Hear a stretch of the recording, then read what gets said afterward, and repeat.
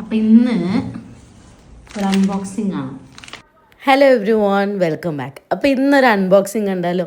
ഇത് കോളേജിൽ പോകുന്ന കുട്ടികൾക്കും അതായത് ഉടുപ്പ് പോലത്തെ ഡ്രസ്സസ്സൊക്കെ ഇടുന്ന ആൾക്കാർക്ക് ഉപകാരപ്രദമായിട്ടുള്ള ഒരു വീഡിയോ ആണ്.